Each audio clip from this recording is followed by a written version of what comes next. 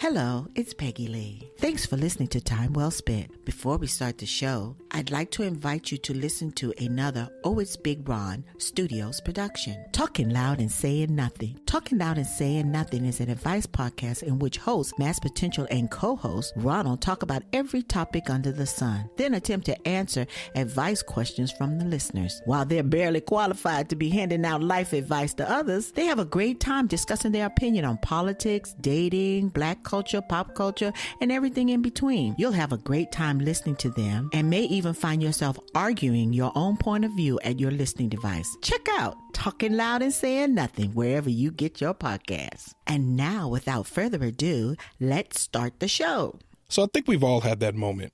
You're on social media, probably Facebook, and you look in your suggested friends section, and there they are. A blast from your past. Maybe childhood, maybe high school, maybe college, maybe an old flame or just a crush, or an old friend you used to confide in and talk to all the time. Or maybe they were a monster. Maybe they hurt you physically or emotionally. Maybe they bullied you. I don't have any inside information on the Facebook suggested friends algorithm, but I do know that many times it has brought back into my life people that I would otherwise never have seen again.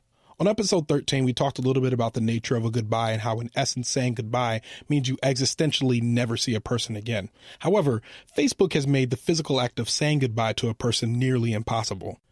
This is something I've talked to many of my friends about, the idea that social media makes it extremely difficult to truly clear people out of your life. Somehow they keep finding a way to trickle back in. Sure, you can block them, but if you have mutual friends, their presence lingers. Whether it be in pictures or comments, their essence remains. Before the onset of social media, specifically in 2004 with Facebook, you could make a few routine changes and essentially never see a person again. Now, you have to make many more deliberate choices to truly purge a person from your life. It's beyond changing your routine.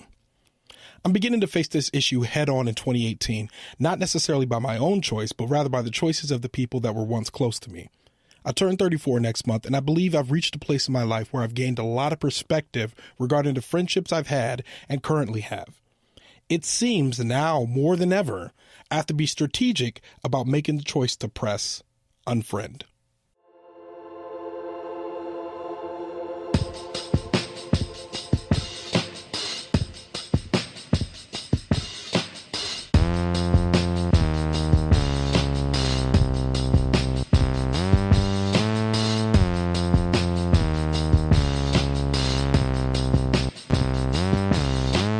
Welcome to yet another exciting episode of Time Well Spent with Ronald, the podcast that nobody asked for, yet somebody is listening to. All right, so recently I had some pretty significant friend breakups as well as some trusted mentor relationships that seem to have gone awry. Once upon a time, I chalked this up to just being a problem with the people that I parted ways with.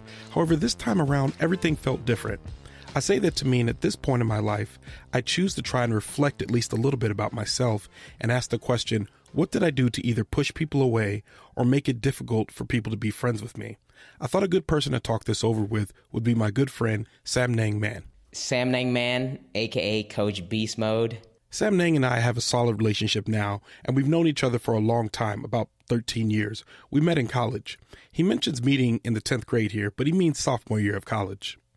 We've been friends since college, so I graduated college like 10 years ago, and I think we might have met, I'm thinking in my 10th grade, so about 13-something years, but not best of friends or like good friends until recently. Yeah. We've only been really good friends for like the last like 5 to 6 years, right? Yeah, I'd say that's about accurate. Yeah. Like Samnang mentions, we became closer in the past 5 to 6 years.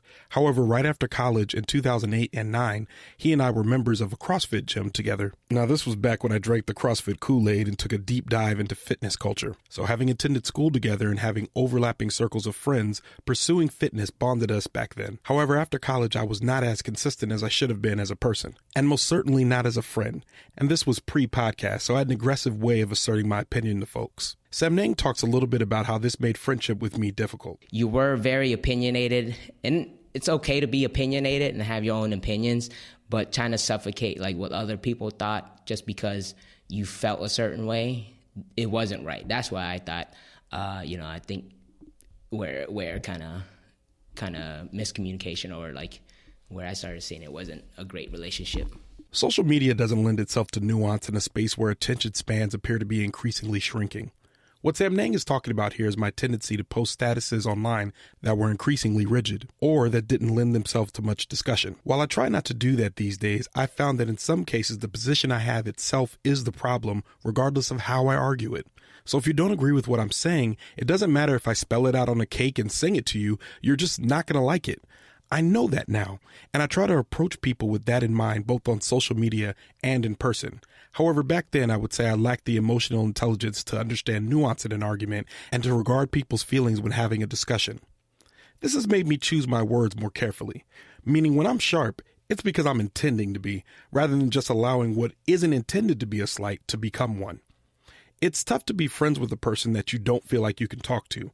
I hated that I made Samnang feel that way, and since then, it's been one aspect of myself that I constantly try to work on.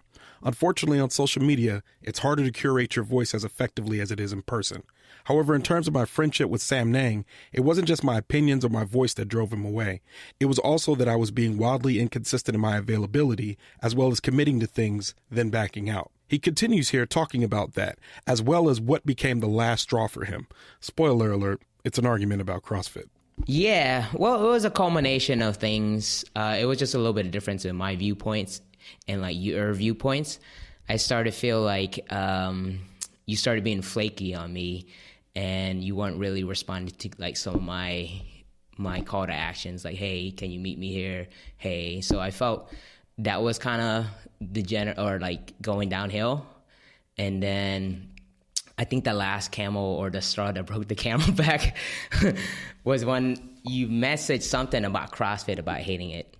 And, you know, I hold CrossFit and health and fitness dear to me, and you were bashing on it, and I had wrote something, and you had wrote something really bad as well. And I was like, so I think it was like something that I didn't understand where you were coming from. And I didn't, you know, I just said something out of context. I didn't know how I felt. It was just kind of like poking the beehive and hitting it with a stick. And that's what I was doing.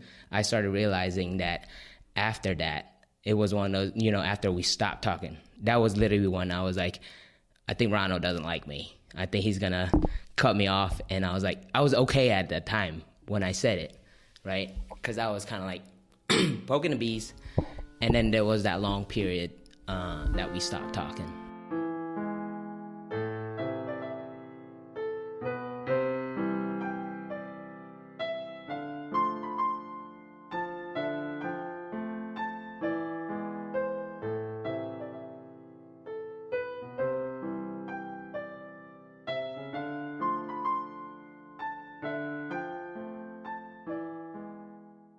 Samnang and I have discussed what happened here before, and I think for both of us, the disagreement on Facebook was actually a disagreement about ourselves as people and how we were being to each other. Samnang felt like I was disrespecting something he held dear, and at this point, I felt like he was being dismissive of my opinion. Regardless, as he said, we both came to an unspoken decision that we weren't going to speak or try to be friends anymore. Some time passed. I can't remember the exact time, but it was at least 1 year, maybe 2. And a mutual friend of ours, Phil, had a birthday party and invited us both. I remember I was nervous to attend because I knew Samnang would be there, and I didn't want things to be awkward or us avoiding each other. However, when we saw each other, often as old friends do, we missed the friendship more than we cared to hold on to grudges, and we squashed the beef at the party. Shortly afterwards, I began to make an effort to stay friends, and here Samnang talks a little bit about that. The reason why I chose to be friends with you, Ronald, again, is because you reached out to me. And I was also the time in my life where I was working on a lot of self-improvement as well, and starting to realize like everybody has their own opinions. Everybody has their own lifestyle they grew up with and, you know, view the world. So I started learning how to forgive a lot of my friends, even friends that I know that did me wrong. I even forgave friends that I thought did wrong as well too.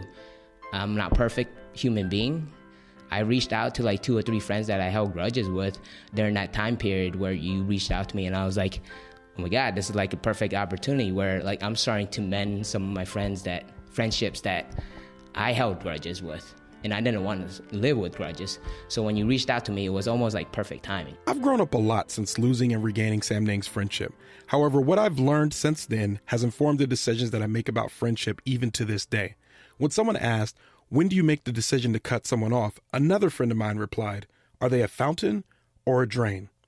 This question explodes in my head when I think about the time it takes to maintain some friendships. The effort that it takes to keep someone in your life and let them know that you care and being supportive is valuable. It's also important that these efforts are a two-way street. Samnang had some closing thoughts on friendship. You look at your life kind of like a business. So I'm the CEO, right? If you have good clients, you want to treat them better. You got the A-plus clients, you give them all the love. You send them all the gifts, the extra attention, extra support. And as you go down those the next level, like a B level or a C level or a D level, you show them different levels of support, different levels of attention. But the thing that you need to do as like a CEO or anybody is always continuously changing, right? Somebody could drop from A to C. So somebody could go from D to B. That's on a rare occasion. I can tell you that, though. I've never had a friend become like a D friend to an A friend, but I've seen like A friends become like F friends. So, and you always got to continue to analyze like who belongs in the top, who belongs in your inner circle, who belongs in your acquaintances, who belongs in like the other side. So that's how I kind of determine or kind of sort my friends.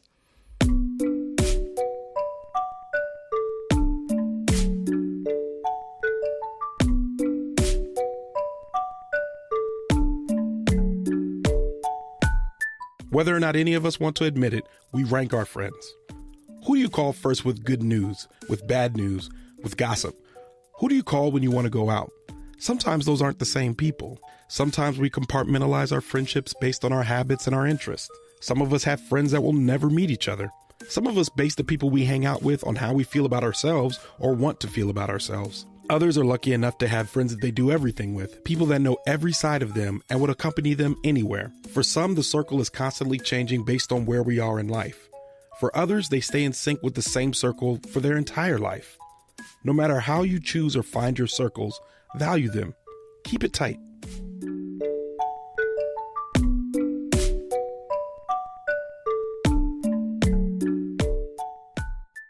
I want to give special thanks to my guest today, Samnang Main, aka Coach Beast Mode.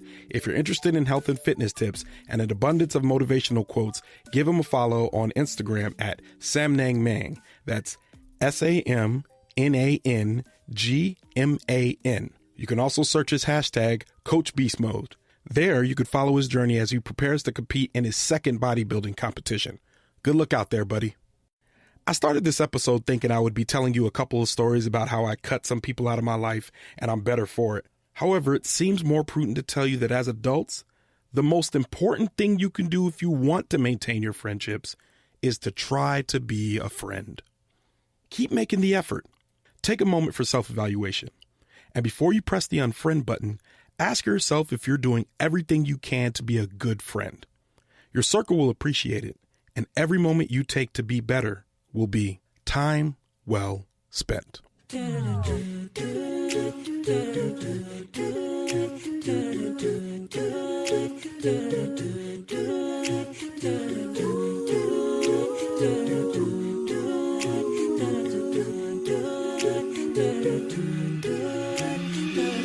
Time Well Spent is a production of OhitsBigRon Studios.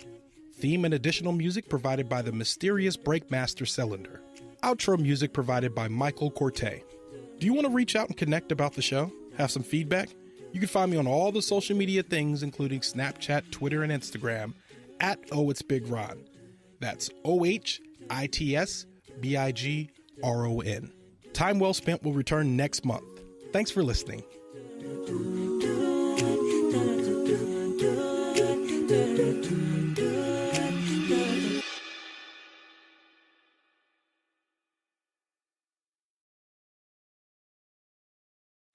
What made you decide to be friends with me again? I saw what I decided, or say it again. What made you decide to be friends with me again? So this is the reason why I decided to be friends with Ronald again. With you. With me again. Just say I decided to be friends with you again. So I decided to be friends with Ronald again just because he simply reached out to me. Don't talk to the audience. Talk to me. Okay. Yeah. Okay.